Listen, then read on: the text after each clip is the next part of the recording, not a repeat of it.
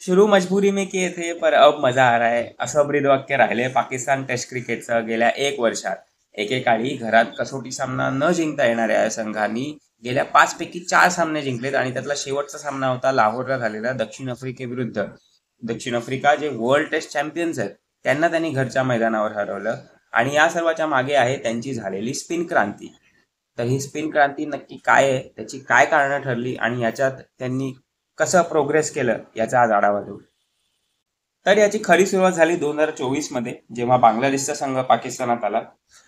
तोपर्यंत पाकिस्तान 8 खरी सामने खेळली होती आणि त्यातला एकही ते जिंकू शकले नव्हते. म्हणजे 8 घरचे सामने खेळून सुद्धा त्यात त्यांना एकही विजय मिळवता आला नाही आणि प्रश्न उठत होते त्यांच्या कॅप्टन्सीवर, त्यांच्या प्लेयर्सवर. तुम्ही घरी का नाही जिंकत आहे? म्हणजे अवे टेस्ट जिंकणं तर ठीक आहे, फार कठीण समजलं जातं एनिवेज, पण होम टेस्टमध्ये तुम्ही समजता की ऍटलिस्ट तिकडे तरी तुम्ही आपली ताकद दाखवली पाहिजे किंवा आपलं प्रभुत्व दाखवलं पाहिजे. भारताचं उदाहरण आपल्या समोरच आहे. इतकी स्ट्रॉंग आपली होम स्ट्रीक होती की आपण जवळपास 13 वर्ष एकही मालिका हरलो नव्हतो इंडियामध्ये.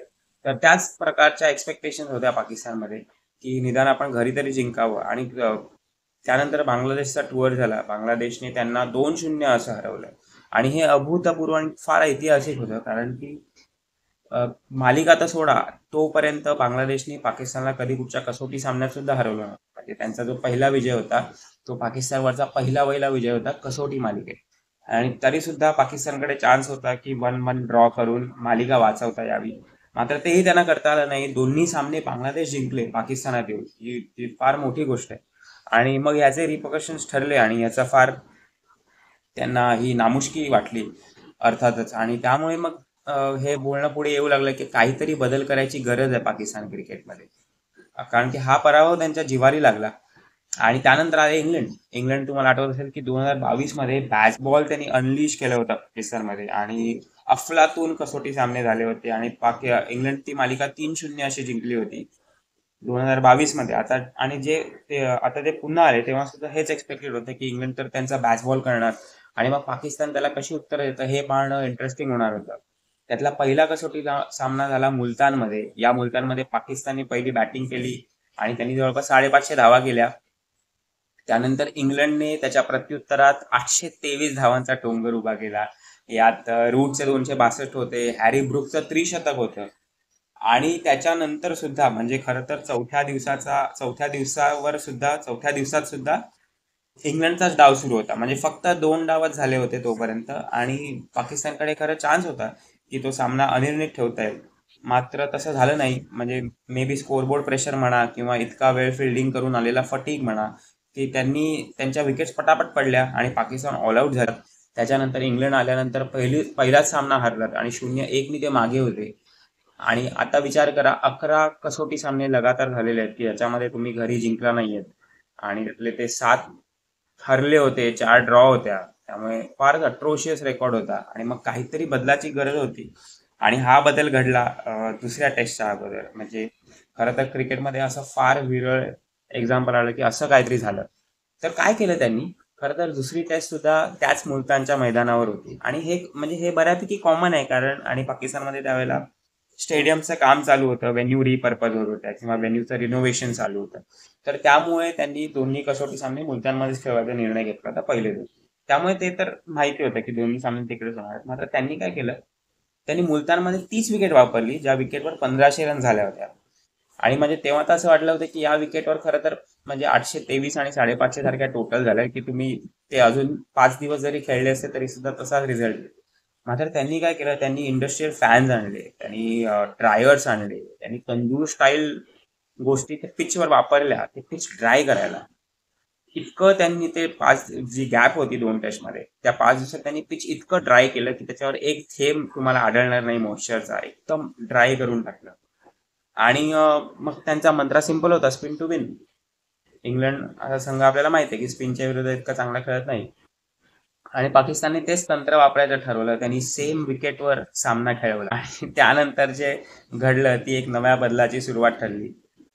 तर झालं काय, तर या पहिल्या मुलतान कसोटीत इंग्लंडने पहिल्या डावात 67 ओव्हर खेळल्या. त्यापैकी 54 ओव्हर्स या फक्त साजिद खान आणि नोमन अली या दोघांनी ठरल्या. साजिद खान हा एक ऑफ स्पिनर आहे, 32 वर्षाचा. खूप सिम्पल ऑफ स्पिनर. आणि नोमन अली हा 39 वर्षाचा लेफ्ट आर्म स्पिनर आहे. त्यांनी आपला डेब्यू केला होता 34व्या वर्षी 2021 मध्ये. आणि आत्ता तो प्रकाश झोतात आलाय खरं तर. हे दोन्ही स्पिनर्स खरं तर साजिद खान आणि नोमन अली हे एकदम सिम्पल स्पिनर आहेत. सिम्पल याचा अर्थ म्हणजे साजिद खान जरी ऑफ स्पिनर असला तरी त्याच्याकडे दुसरा नाहीये किंवा असे काही जगावेगळं व्हेरिएशन्स नाही आहेत. बेसिक ऑफ स्पिन, लाईन लेंथचा कंट्रोल आणि म्हणजे चेंडूवर नियंत्रण ही त्याचे बलस्थान आहे. त्याचप्रमाणे Noman Ali left arm spinner, again no variations, काही मिस्ट्री नाही, काही नाही, एकदम simple left arm spin Noman अलीचा. आणि हे दोघं या क्रांतीचे खरं तर वीर ठरले पाकिस्तानसाठी. आकडे आपल्याला सांगतील की पहिल्या डावात 67 ओव्हर टाकल्या पाकिस्तानने, त्यापैकी 54 ओव्हर फक्त या दोघांनी टाकल्या. उरल्या 13 ओव्हर्स, या 13 ओव्हर्स पैकी सुद्धा 7 ओव्हर स्पिनच्या होत्या ज्या दुसऱ्या स्पिनरनी टाकल्या, आणि फक्त 6 ओव्हर पेस बॉलर्सनी टाकल्या. आणि या डावात साजिद खानने घेतले 7 विकेट आणि नोमन अलीने घेतले 3 विकेट, म्हणजे 10च्या 10 त्यांच्या नावावर. दुसऱ्या डावात इंग्लंडचा डाव गडगडला, फक्त 33 ओव्हरमध्ये ते ऑल आउट झाले. आणि विचार करा की हे 33 ओव्हर फक्त साजिद खान आणि नोमन अली या दोघांनीच टाकले, म्हणजे तिसऱ्या बॉलरची सुद्धा त्यांना गरज पडली नाही. डावात सुरूपासनं ते शेवटपर्यंत 33 ओव्हर्स न बदलता फक्त या दोघांनी टाकले. यात साजिद खानने घेतले 2 तर नोमन अलीने घेतले 8 बळी. आणि सामन्यामधले 20च्या 20 बळी फक्त या दोघांनी आपापल्यात विभागून घेतले आणि मेजॉरिटी ऑफ द ओव्हर्स टाकले. तर हा एक फार विचित्र गोष्ट होती की फक्त 2च बॉलर बॉलिंग करतायत आणि सर्वच्या सर्व विकेट घेत आहेत. हे दुसऱ्या कसोटीत ठरलं आणि त्याच्यात पाकिस्तानने मोठा विजय मिळवला. आणि अशा विजयानंतर अर्थात मग तुम्ही ते टेक्निक का बदलाल?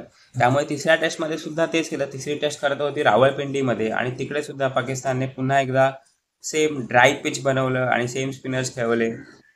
यात सुद्धा पहिल्या डावात 68 ओव्हर झाल्या, ज्यापैकी 57 ओव्हर्स फक्त साजिद खान आणि नोमन अली या दोघांनीच टाकल्या. उरलेल्या 11 ओव्हर सुद्धा स्पिनच्या होत्या, सर्व स्पिन. आणि यात पुन्हा 6 बळी साजिदने घेतले, 3 नोमननी, 1 रनआउट झाला. आणि त्यानंतर दुसऱ्या डावात पुन्हा जसं सेकंड टेस्टमध्ये झालं होतं त्याचीच पुनरावृत्ती झाली की इंग्लंडचा डाव फक्त 37 ओव्हर्सच टिकला आणि या 37 पैकी 36 ओव्हर साजिद खान आणि नोमन अली यांनी टाकल्या. उरलेली 1 ओव्हर पुन्हा स्पिनरचीच होती, सॅम अयूबची. तर अशा प्रकारे अख्ख्या टेस्ट मॅचमध्ये फक्त स्पिनच्या ओव्हर्स टाकल्या पाकिस्तानने, एकही पेसची ओव्हर टाकली नाही. हे टेस्ट क्रिकेटमध्ये फारच विरळ आहे. म्हणजे हा फक्त तिसऱ्यांदा किंवा दुसऱ्यांदा असं झालं होतं कसोटी क्रिकेटमध्ये. आणि यात पुन्हा 6 विकेट्स साजिद, 3 नोमन आणि दुसऱ्या डावात 4 विकेट साजिद, 6 नोमन, असं करत त्यांनी 10च्या 10 विकेट त्यांच्यात विभागून घेतल्या. पाकिस्तानने ही मालिका 2-1 अशी खिशात टाकली आणि शेवटच्या 2 टेस्ट मधल्या ज्या 40 विकेट इंग्लंडच्या पडल्या त्यापैकी 39 साजिद खान आणि नोमन अलीच्या होत्या. जी 1 विकेट वाचली ती होती रनआउट. म्हणजे तुम्ही विचार करा, फक्त 2 बॉलर्सच्या जीवावर पाकिस्तानने ही मालिका जिंकली अक्षरशः.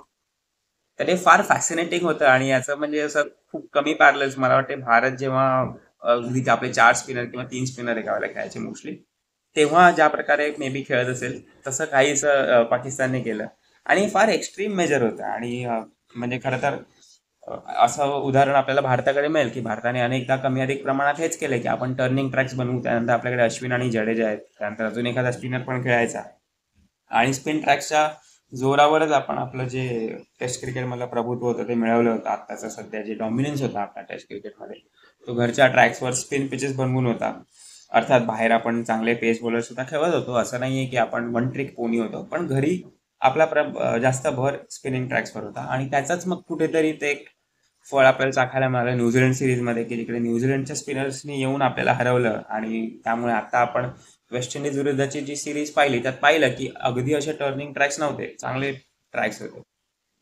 तर तसंच काहीसं पाकिस्तान सोबत सुद्धा झालं जेव्हा वेस्ट इंडिज आले या वर्षाच्या सुरुवातीला, म्हणजे जानेवारी 2025 मध्ये वेस्ट इंडिज आले 2 टेस्ट मॅच खेळण्यासाठी पाकिस्तानमध्ये. आणि इकडे तर म्हणजे पाकिस्तानला आता कळलं होतं की बाबा आपण स्पिनच्या जोरावर जिंकतो, तर त्यांनी अजून एक्स्ट्रीम पिचेस बनवले. निदान इंग्लंडमधले पिचेस थोडे असे होते की ड्राय होते, पण निदान पहिले 1-2 दिवस थोडे फ्लॅट होते आणि त्यानंतर मग ते डिटिओरेट होत होते. इवन बांगलादेशची जी खरी सिरीज आहे ते हरले त्यात तर म्हणजे त्यांचा तोपर्यंत त्यांची अशी स्टाईल होती की फ्लॅट पिचेस जे शेवटच्या 2 दिवसात जसं टिपिकल सबकॉन्टिनेंट पिच असतात तसे ते बनवत होते. मात्र नंतर नंतर आता खरं तर वेस्ट इंडिजच्या विरुद्ध त्यांनी फारच ड्राय ट्रॅक्स बनवले आणि अगदी स्पिन फ्रेंडली ट्रॅक्स बनवले आणि त्याचा मग त्यांना फटका बसला.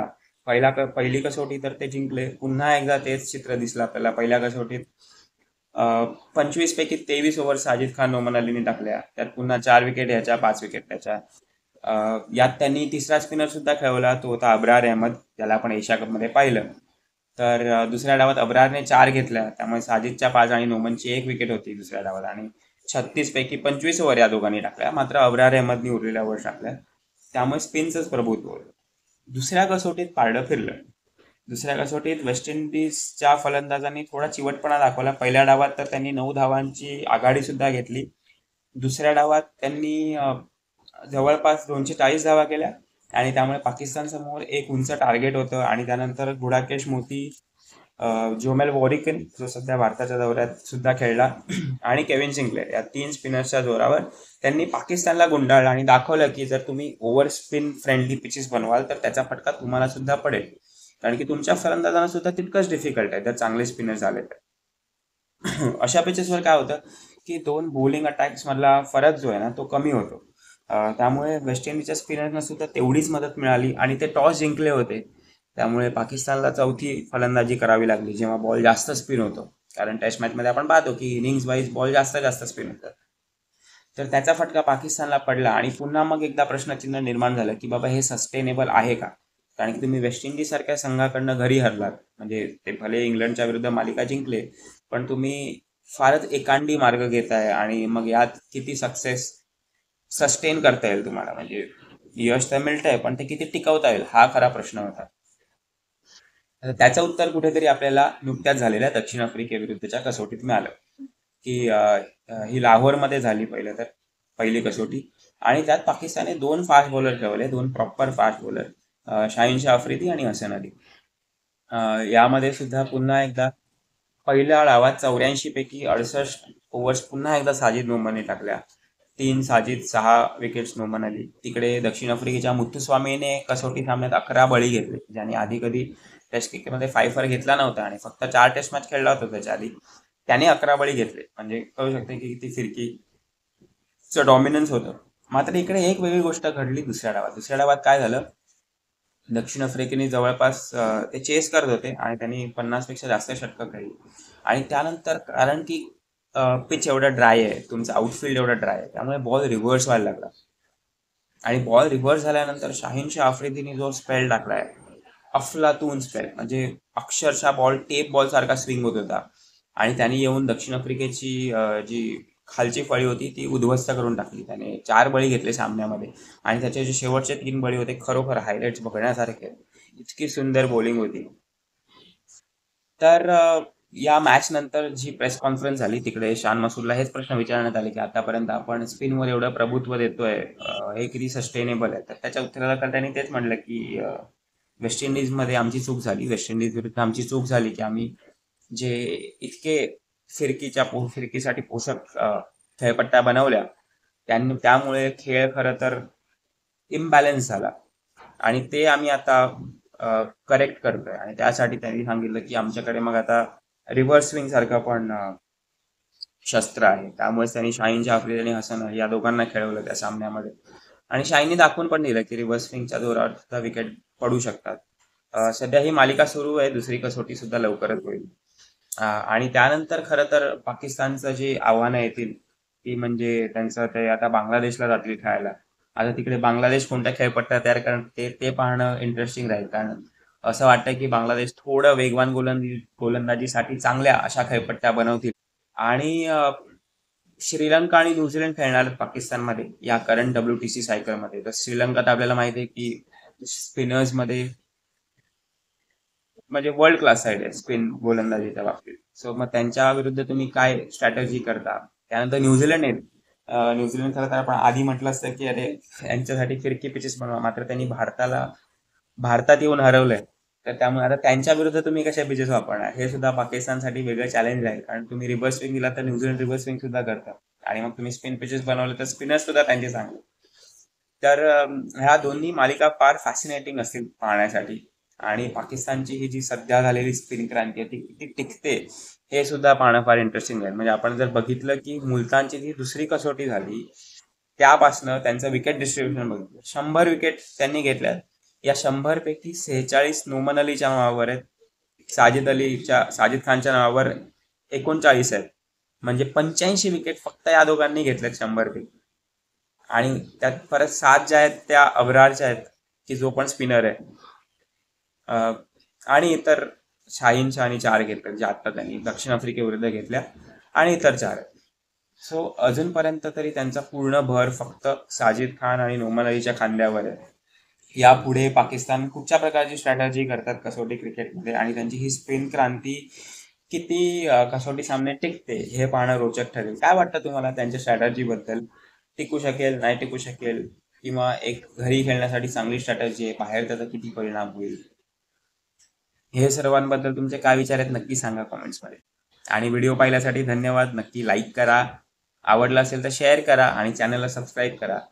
नक्कीच असे अजून व्हिडिओज द्यायचा प्रयत्न असेल, ज्यात फक्त भारत नाही तर वर्ल्ड क्रिकेटमध्ये काय काय होत आहे याची माहिती देण्याचा एक प्रयत्न असेल. थँक्यू.